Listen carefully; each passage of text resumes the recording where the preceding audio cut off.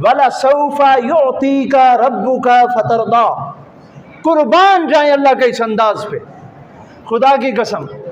وَلَسَوْفَ يُعْطِيكَ رَبُّكَ فَتَرْضَىٰ،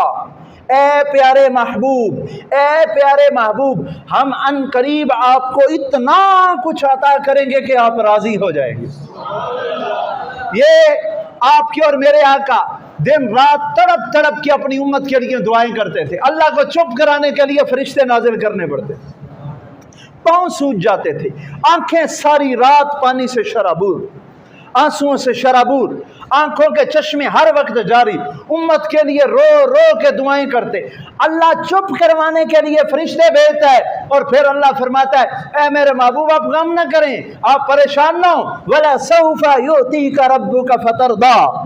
ان قریب آپ کا رب آپ کو اتنا عطا کرے گا کہ آپ راضی ہو جائیں گے۔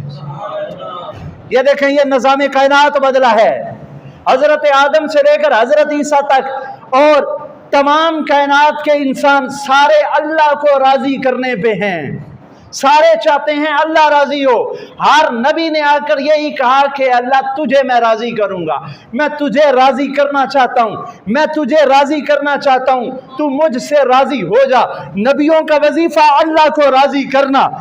اولیاء کا طریقہ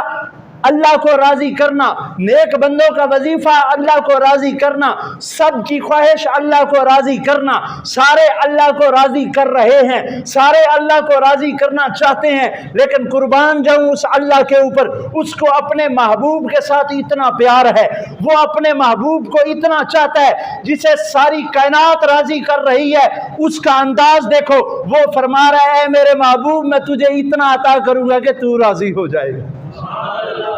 وہ اپنے محبوب کو راضی کر رہا ہے، یہ انداز ہے، یہ اللہ کا اپنے محبوب کے ساتھ عشق ہے، یہ اللہ کا اپنے محبوب کے ساتھ پیار ہے، یہ اللہ کا اپنے محبوب کے ساتھ ورفتگی ہے، یہ اللہ کی اپنے محبوب کے ساتھ چاہت ہے۔ اسی چاہت کو، اسی محبت کو سیکھنے کی ضرورت ہے، سمجھنے کی ضرورت ہے۔ اگر کوئی انسان رسول اللہ کو چاہے گا، رسول اللہ سے عشق کرے گا، رسول اللہ کی محبت کا دم بھرے گا، تو وہ در حقیقت اللہ ہی کا طریقہ ادا کر رہا